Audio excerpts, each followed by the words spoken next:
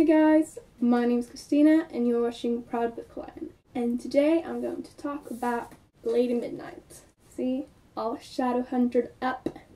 And this is my way of taking notes. Can't take notes. But yeah, I read Lady Midnight and it was amazing. And if you haven't read Lady Midnight yet, what are you doing? There's no acceptable answer if you're not reading Team I or TID, so you're able to read Lady Midnight. That's the only acceptable answer. But I love Lady Midnight. It was definitely more of a mature style. Like, for each book that Cassie writes, she gets more and more, I don't know, mature, and it was like more eloquent. I can't really put my finger on it, but it felt more real, all the characters, etc. And it was just really deep. Like, the characters had real flaws. Like, not only one flaw, but they had several flaws. And some flaws were bigger and some flaws were smaller. It was flawsome and just amazing. And I think you should read it right now. I gave it 5 out of 5 stars. And that's pretty much everything I'll say for the non-spoiler part. So if you haven't read it yet, bye! So, Lady Midnight. Where do I even begin? Like, oh my god. So, Emma and Julian, or Jules, I want to call him Julian, they are the main characters and the main ship. Like, oh my god, they have such a deep connection, and I love that they sleep together in their beds because, like, how the war affected them. And Julian, like, oh my god, you little tiny sweet adult. Like, he was 12 and he ran an institute. He took care of all of his younger siblings, and that's amazing. I can't believe that he did it, or I can believe that he did it, but I can't believe how he managed to do it. Like, I don't have any siblings. I know nothing about anything. I'm literally a spoiled brat. But, like, when I'm with my cousins, it's really fun to play with them, etc. But, like, if I stay with them for longer than, like, 3 days, I'm tired. Like, he has 4 younger siblings to take care of, plus an institute, plus Anglarfer. Like, that's cray. And then Emma. Emma is this sarcastic, little lovey-dovey, oh, I want to take something that you said. Here, for example. Then why are you here? Emma demanded. Oh, is this one of those missed connection things? We met the other night, you felt the spark? Sorry, but I don't date trees. Like, she's such an amazing character, and she's snarky and sarcastic, and I just love her. Like, it's so amazing. And the Parvati bond thingy, like, oh, they mentioned it so many times. I don't know if I would have wanted a Parvati. The words came out clear and precise and brutal. Like, Julian tries to keep her safe and she tries to keep Julian safe, and they both love each other and they both know about it. And, like, as soon as we got this water thing, and, like, with the IROTC still working, even though it died, like, I quickly got that they would be stronger than any other Parvati bond. Like, that was pretty obvious. But what is this crazy thing? Like, can't they, like, not be crazy and Emma can be Parvati with Christina, like she mentioned in the book? Yeah, I would like that. Please. Like, they belong together. We already know it. And then Mark. Mark is a character that I absolutely loved as well. Just because there was such a depth to him. Like, he came back not knowing anything and not knowing which year it was, and, like, he remembered them as 5 years ago, like 12, and Tavius being 2, and, like, of course you're going to be traumatized by it. And I love that he was acting like he hadn't been there for a long while, and he didn't know his new siblings. Like, they had become adults, like grown-ups, and he hadn't been there, and that affected him, of course. And he tried his best so many times, and I love this part. I'm going to read it here. Mark was descending the staircase. Julian blinked, not quite believing his eyes. His older brother seemed to be wearing a long, slightly ratty, fake fur coat and nothing else. "Mark," he said, "what are you wearing?" Mark paused halfway down the stairs. His legs were bare, his feet were bare. Julian was 99% sure all of him was bare, except for the coat, which was fairly loose.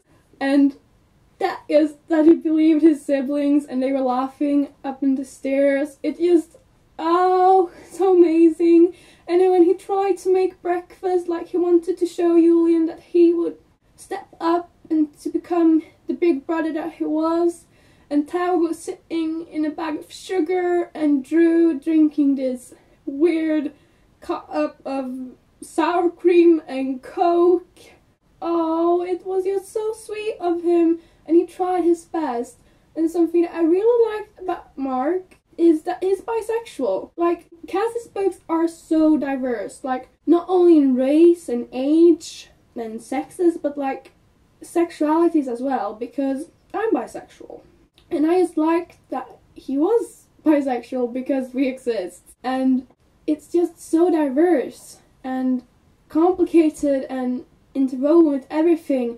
But I really love the fact that it's so diverse. Like, you can find yourself in every single character in some way.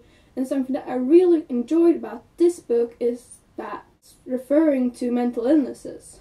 Like with Arthur, his lunacy. Like, I enjoy that they're being brought up, because the Clave, I see the Clave as the old society, and I want to break them down and want to keep everything quiet. And I like that Cassie talked about it, because I think Tiberius has some kind of autism, I would guess.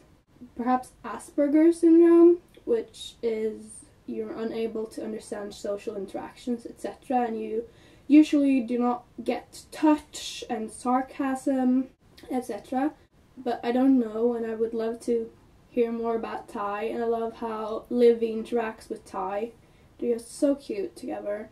But I just love the fact that they're mentioned and they're not being blown up. It's like Julian said that you're different and that would make you unique. Like, they're not being looked down upon for their things. Like, Julian made these like toys kind of for Ty, and it's just so sweet. And I love the fact that Cass is bringing this up to discuss, but not in a way where it's obvious and not in a way where it's somehow blaming anybody for anything. So I really liked that. And there were just so many things that happened. And we of course have Malcolm. So I was spoiled for Malcolm. Somebody commented on our Instagram that Malcolm was the Guardian. And I was on page 450. And I cried when I saw the spoiler. But the funny thing is that when he first was mentioned, this Fade guy, I was like, Fade, that sounds shady. I bet Cassie wouldn't write another Magnus, just because Magnus is so sweet. But then we get to hear his introduction. Here, you can mail someone a stripper, Malcolm looked bemused, glanced down at himself. Sorry, I forgot to button my shirt before I left the house. He took a step inside the institute and instantly fell over, sprawling lengthwise on the tiles. Julian moved aside and Malcolm rolled onto his back, looking disgruntled. He peered down his long body. I seem to also have tied my shoelaces together. Like, I was just like, nah, he can't be that bad. And I love the fact that Cassie gave hints and clues about the love of Annabelle, and like he loved watching Notting Hill and love. And when he said these things with the teddy bear, like when he was outside, I have it somewhere. I should have written this down, which ones I was talking about. I really should have. Here. One of us, said Malcolm, is worth 500 of you. I can burn you to the ground in 6 seconds flat and use the ashes to stuff a teddy bear for my girlfriend. Not that I have a girlfriend at the moment, he added, but one lives in hope. Like, damn, that's accurate for what's going to happen. Because I knew he was the Guardian, but I didn't really know about Annabelle and those things. And god, it still shocked me, but since I could read all of the hints a bit clearer because I already knew, I wasn't so shocked and I could understand him. Like, that's creepy.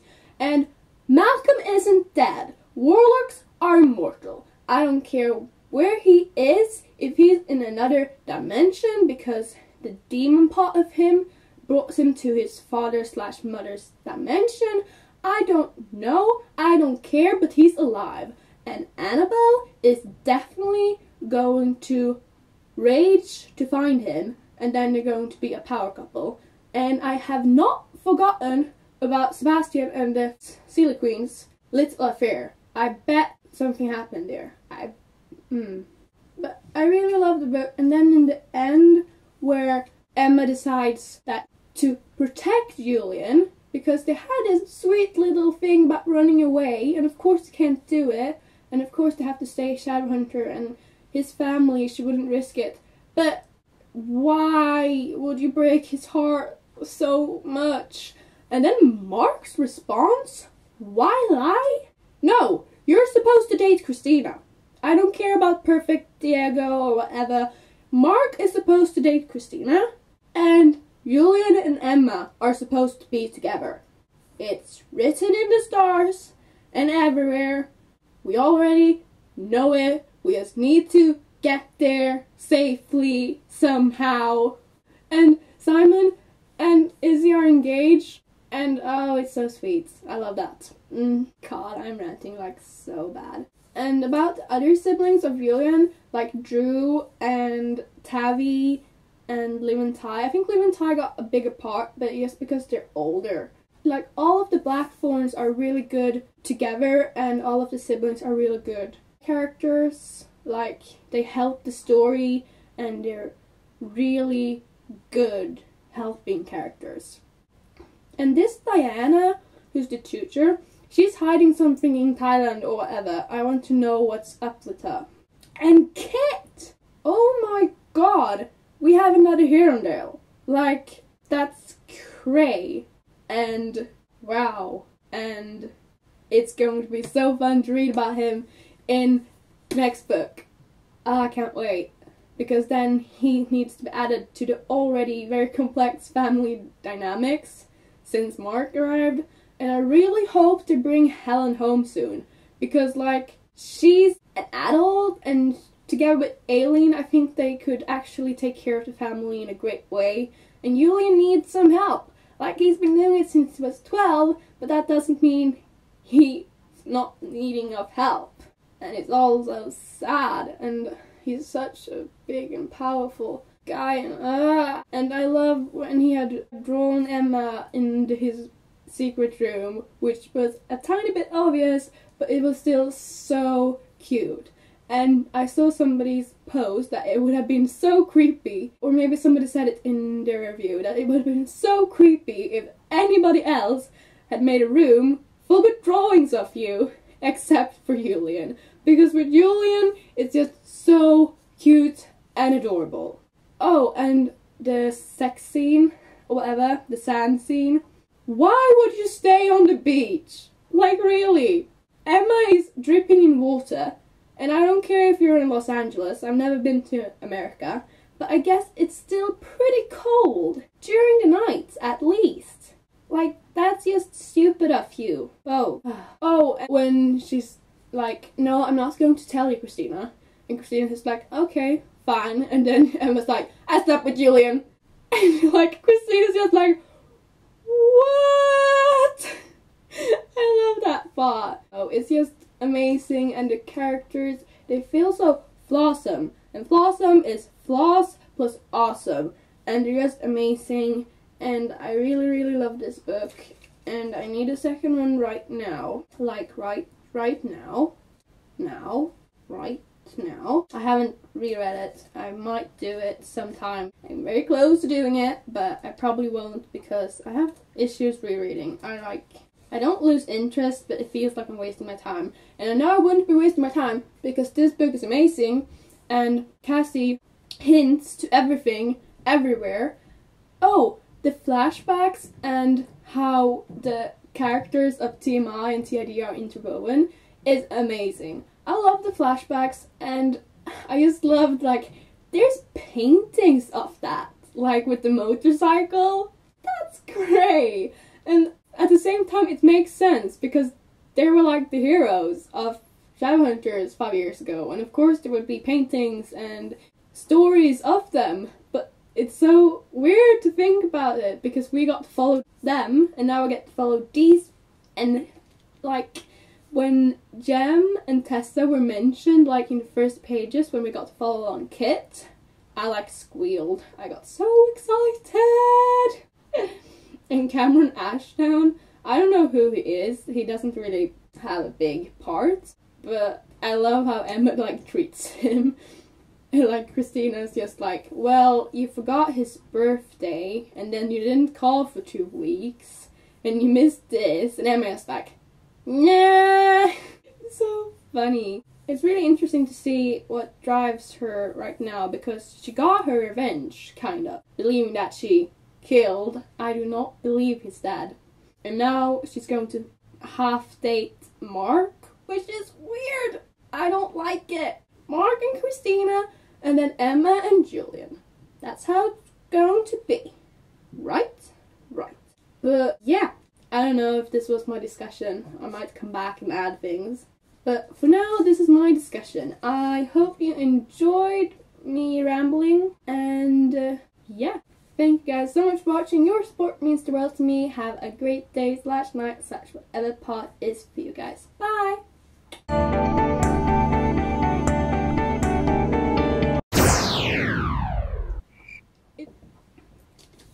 Yellow egg.